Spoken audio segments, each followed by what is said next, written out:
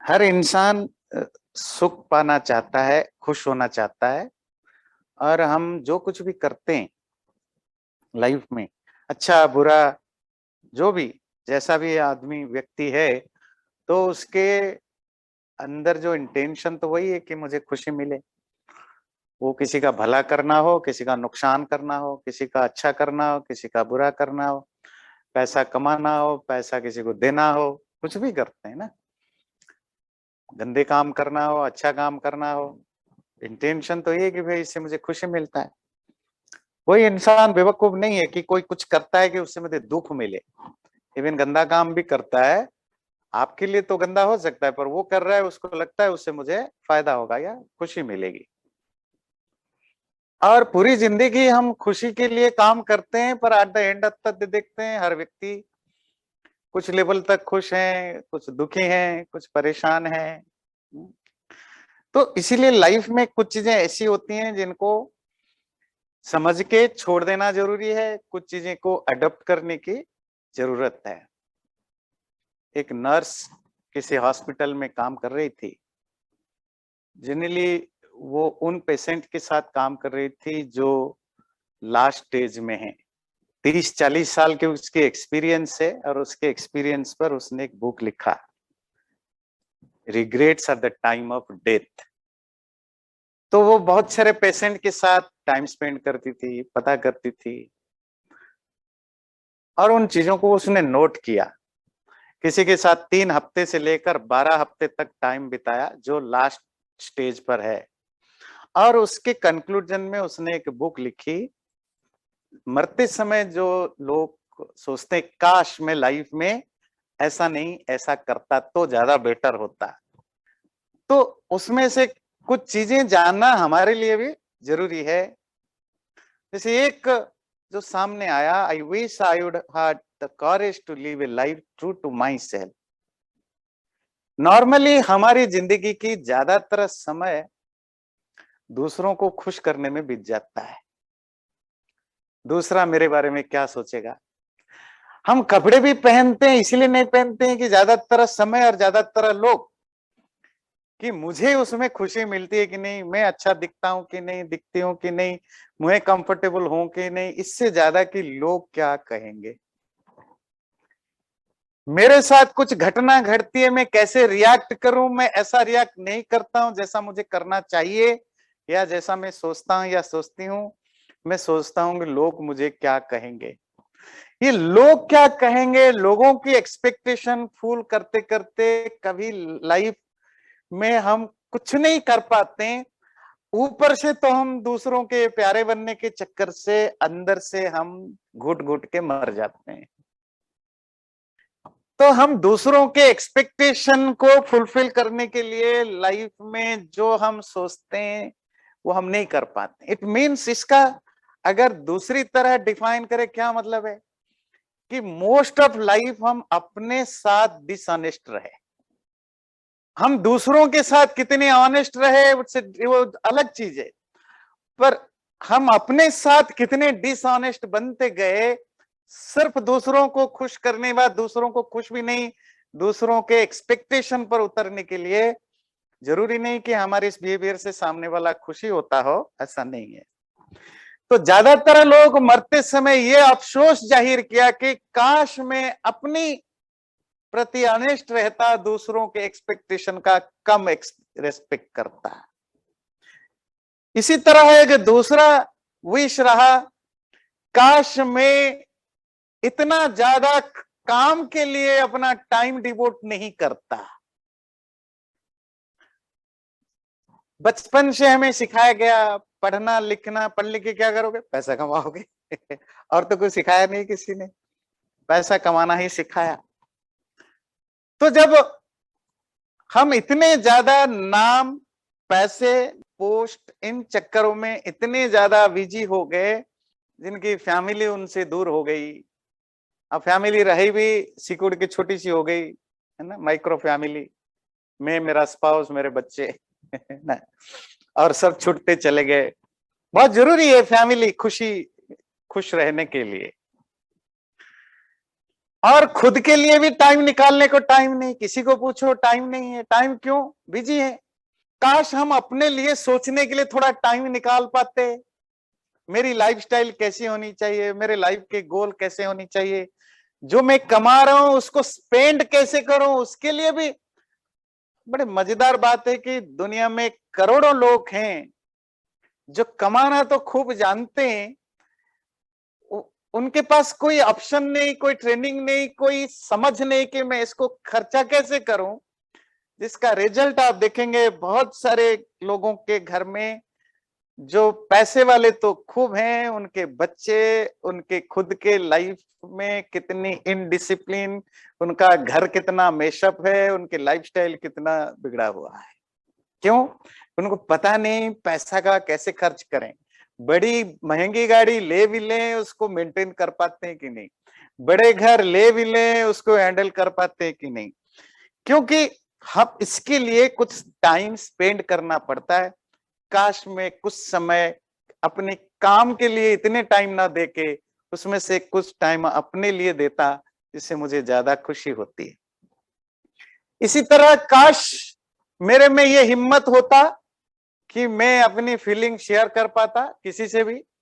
सामने वाला क्या सोचे ना सोचे, इट्स ए डिफरेंट थिंग।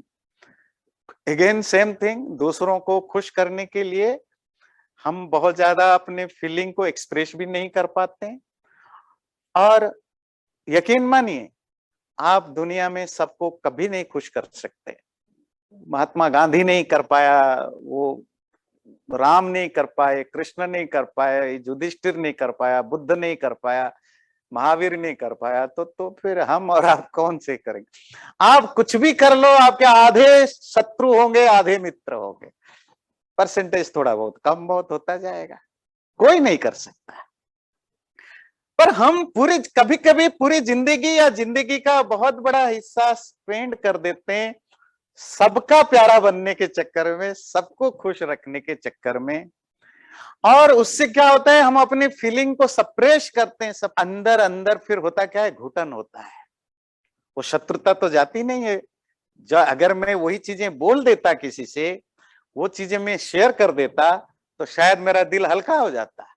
पर क्योंकि मुझे अच्छा दिखना है या दूसरों के फीलिंग को हर्ट नहीं करना, ये हम अज्यूम करके चलते हैं कि शायद दूसरे हर्ट हो जाएंगे। हम अपने अंदर उसको दबा के रखते हैं, और वो जो सप्रेस्ड जो हमारा फीलिंग है, वो और किसी का नुकसान नहीं करता, मेरा ही साइकोलॉजिकल फिजिकल नुकसान करता रहता है। और हमेशा ध्यान रखिए, आप दुनिया में दूसरों के रिएक्शन को ऊपर कंट्रोल नहीं कर सकते हैं। हर व्यक्ति इंडिपेंडेंट है, सबका अपना रिएक्शन आएगा ही आएगा, अच्छा आएगा बुरा आएगा। हम दूसरों के रिएक्शन को परवाह करके जब हम अपने एक्शन को डिफाइन करते, फिर हमारी लाइफ में कभी खुशी होती ही नहीं है। हमें कुछ पहनने की, खाने की, बोलने की, चलने की हमें खुशी है, हम नहीं करते क्योंकि दूसरों के नजर से करते हैं। इसीलिए जब व्यक्ति खुद पर अनेस्ट रहता है, तो शुरुआत में तो हो सकता है कुछ लोगों को बुरा लगे, क्योंकि आप फर्स्ट टाइम कुछ करने जा रहे हैं। पर धीरे धीरे जैसे जैसे जैसे वो आपकी पर्सनालिटी को समझ जाते हैं, आपकी पर्सनालिटी को एक्सेप्ट करने के लिए लाखों लोग तैयार हो जाते हैं। दुनिया में हर चीज के लिए मार्केट है, ध्यान रखिएगा। टेररिस्टों के लिए भी मार्केट है ना, जो लोगों की खून करते हैं, खून करके करते हैं।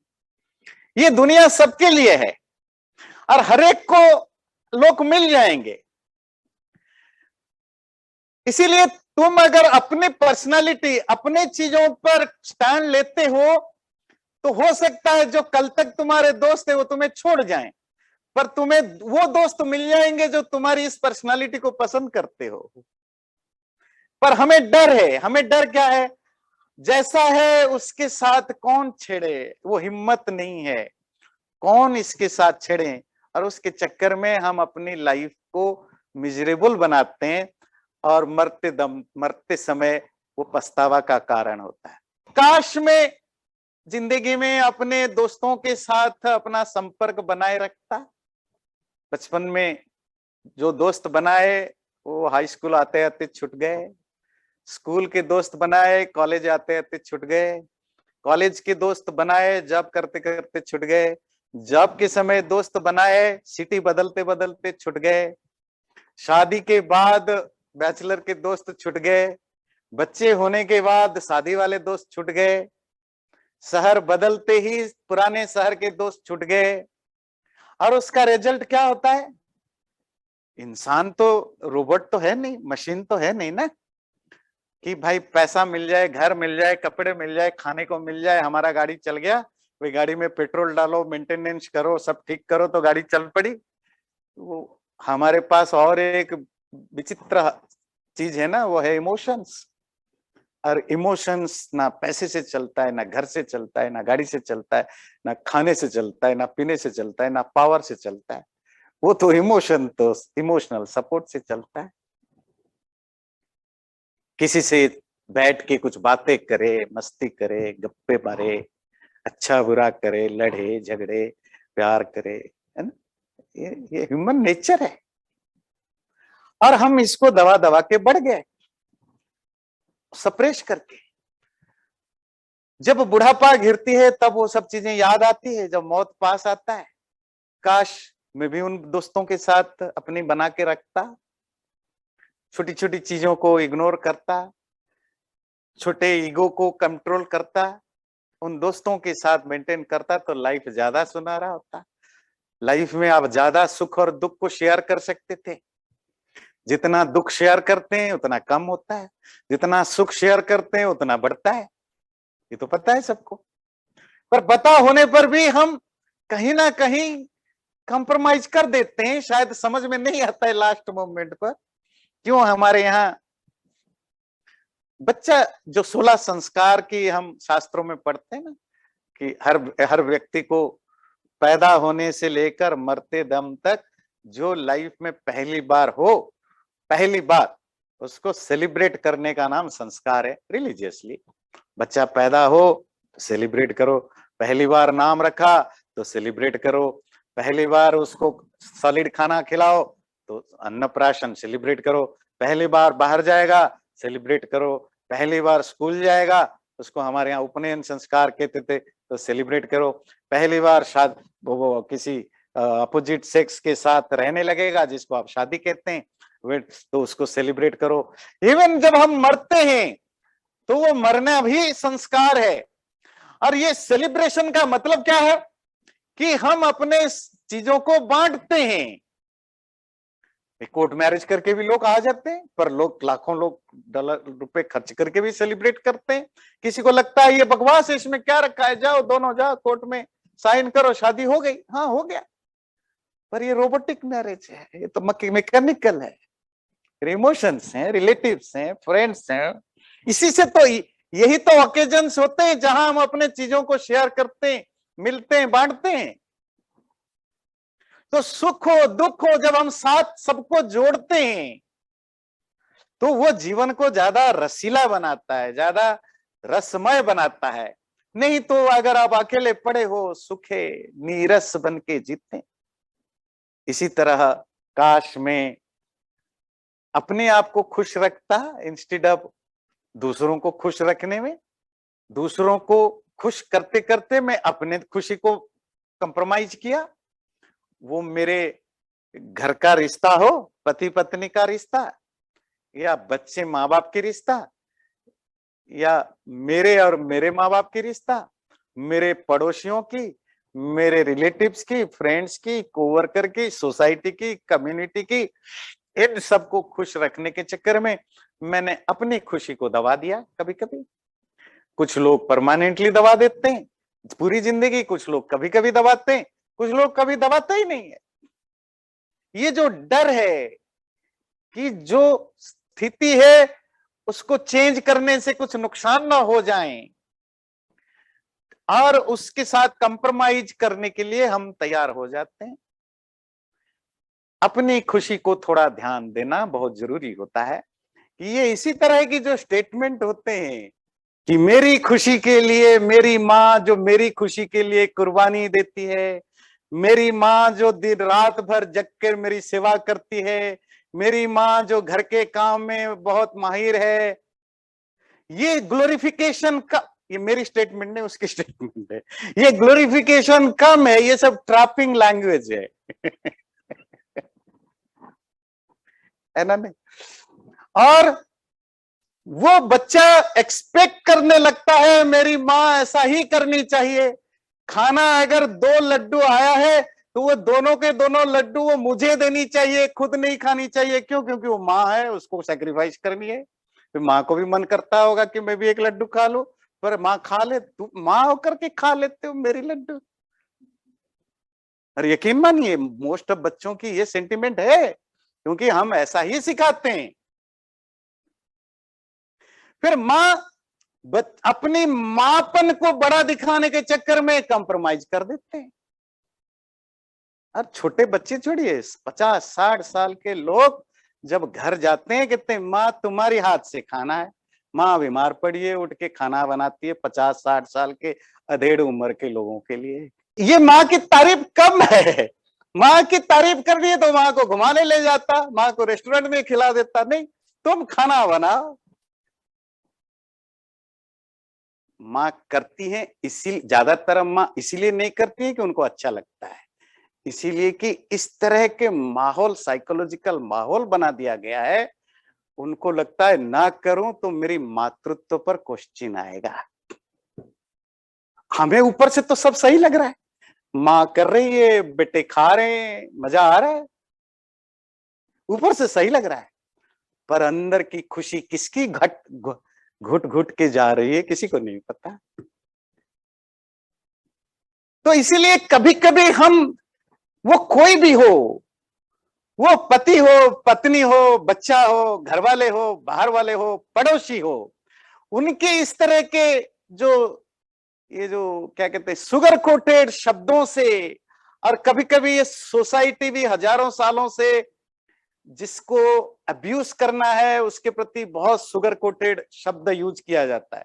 हर सोसाइटी में यूज करते हैं हम इतने ज्यादा वो झाड़ पर चढ़ा के रखते हैं कुछ रिलेशनशिप को, जिससे कि वो झाड़ पर बने रहने के लिए वो बेचारे कॉम्प्रोमाइज करते रहते हैं, और उसमें ज्यादातर महिलाएं रिलेशनशिप होती है ना? ऐसा नहीं कि महिलाएं में, जैसे पिता के प्रति भी बहुत सारे एक्सपेक्टेशन बना रहता है। कोई भी रिश्ता हो, जब आप दूसरों को 24 घंटे खुश करने के चक्कर में अपनी खुशी को मारते रहते हैं, और उसके लिए फिर रिग्रेट अंदर अंदर होता रहता है, काश मैं कभी अपने लिए भी खुश रहने की कोशिश करता।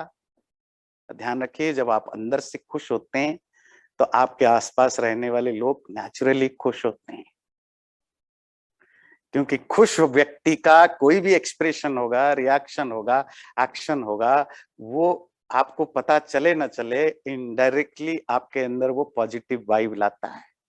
अंदर से दुखी आदमी ऊपर से आपके लिए कितनी भी सेवा करे, आपका भला करे, वो कभी भी आपके लाइफ में वो पॉजिटिविटी नहीं ला सकता। बाद में आगे बढ़ेंगे कि खुशी पाने के लिए क्या क्या छोड़ने की जरूरत है। तो ये